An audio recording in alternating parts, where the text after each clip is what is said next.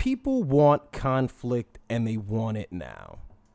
That seems like an obvious statement. But last year, that message was driven to you 100%.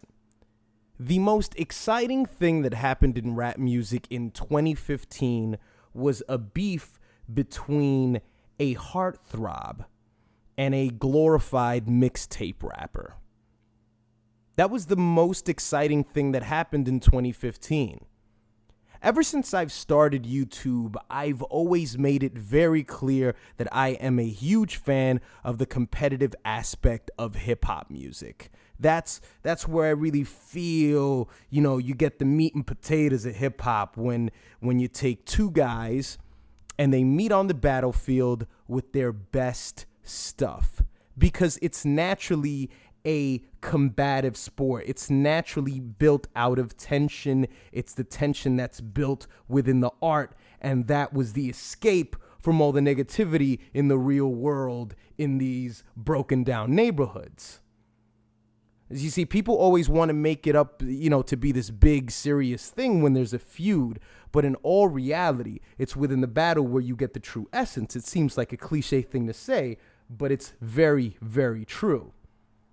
And for years, people told me, why would you want to see drama? It's beef. I'd rather people get to the music. I'd rather people make quality music and make music together. But what was communicated to you last year? What did you communicate to yourself as a rap fan?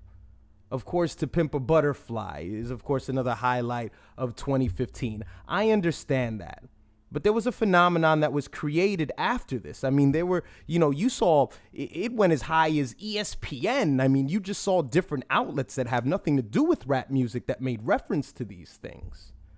So why am I making this video now? Why am I commenting about this?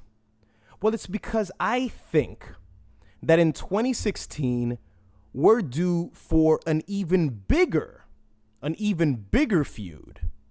Now, of course, you can speculate and throw in the names that you'd like to throw into, and that's not what I'm here to do. You see, with all the problems that went, that happened between these two individuals last year, it made you think about several things. It made you think about the fact that all of a sudden this beef was looked at differently than most other beefs are looked at. People normally judge it by the raw data of the lyrics that are thrown, at one another. I mean, you didn't have the luxury of having to compare things because, Meek obviously made it very easy for people to determine who was the winner. But I definitely got a sense that even if both tracks were thrown in together, there still would have been a majority of people that just would have said Drake won just because of the fact that he's more popular, just because of the fact that he's more likable. And it's something that we've never seen before. Now, I think if a feud, the right feud, breaks in this year, it's going to be something classic. I don't think we had something that was classic. We had something that was so one-sided. Something that was so one-sided that it became its own animal. It just took wings and it just flew to a different level. That's what made that pop. But I think we can see something similar to what we've seen in the past. You can speculate who you think those two people would be. I've always been of the opinion that the NBA tends to influence rap, and rap tends to influence the NBA. Ballers want to be rappers, and rappers want to be ballers. Now, I'm not saying that this is directly the reason why you've got so much camaraderie, but I think it does play into it. I mean, if you think about the biggest feuds in the 80s, what made the 80s the sort of the golden era, the 80s and the 90s, the golden era of the NBA, it wasn't so much that the players were so great. It wasn't so much that Larry Bird was just this golden goose for the Boston Celtics. It wasn't so much the fact that Michael Jordan was possibly the greatest player that we've ever seen, and we knew it when we were watching him. There's no speculation. It was the fact that when these two met, there was tension. There was a collision of two gods on the basketball court. And the same can be said for other generations before that.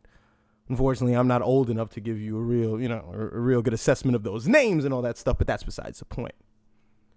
So when you take basketball these days, you have people who are just as great as the players of old. You have people like LeBron James. You have people like Carmelo Anthony. You have Steph Curry. And they are all friends.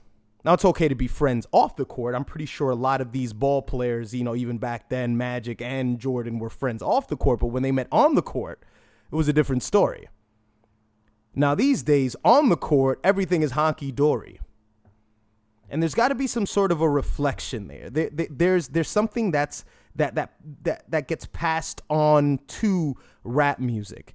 And it's not to say that this is necessarily a bad thing, because I don't think it's a bad thing that creative minds come together and, it's a Buddha recognizing another Buddha and understanding that there's an unspoken thing that we have. We're within the same trade. So there's honor amongst thieves. It's not to say that it's a bad thing, but it's definitely a reality in rap music. I mean, it's something that we were all relieved that was no more for, a month and a half last year. And then in 2013, 2 years before that, there was Kendrick's Control verse with a small little, with a verse that we just got all excited about because, somebody had thrown shots at the premier names in the game. There's something there, folks. There's something that it wants to be seeked within rap. And I'm never going to shut up about this. Somebody gets on me, D.Respect, you're always talking about beats. You're always talking about beats. Never mind that. Think of the biggest things within the last 2 years in rap music, period, that shut down the internet completely. And how many things have been larger than the two records that Drake did and Kendrick's Control verse? Can you think of too many things that have shut down the internet when it happened? That created just a new wave as it was going down. Not many things. And we're just talking about two occurrences. Just two. Of course, there are other beefs and there are other feuds that happen, of course. Some dramatic and crazy stuff, like say Game against Stitches. And that's not the type of stuff I'm referring to. That's Hollywood. That's crazy shit. What I'm referring to is more of the creative variety, where it forces people to stretch themselves, past their creative abilities, because that's what I want to see at the end of the day. I wanted to see Meek respond. I wanted to see somebody else come up with something that was better than those two verses. So what I'm saying is that, the camaraderie between basketball players, the camaraderie between rappers, there's a correlation there. Of course, these are people that are all within the same circles, and it's all part of this culture of just follow with me. I think it's all a part of this culture of, strive for greatness, and you should surround yourself around greatness. But which I can agree with. But I think in the midst of that, what we've lost is just the intangibles. Everything just isn't about you guys. It's not just about you guys and what you'd like to achieve and what you'd like to make for your fans.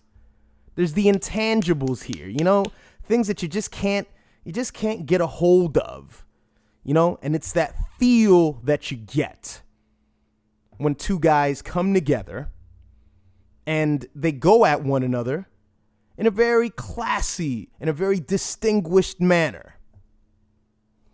Not very classy, very distinguished, but you get what I'm trying to say. When people come at each other and it's all completely on wax, it's beautiful. And what happened last year is yet another, it's another piece of evidence that this is what people want.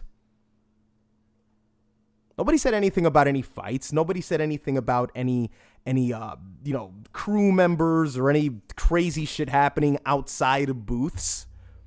It's just bars. That's all we're discussing here.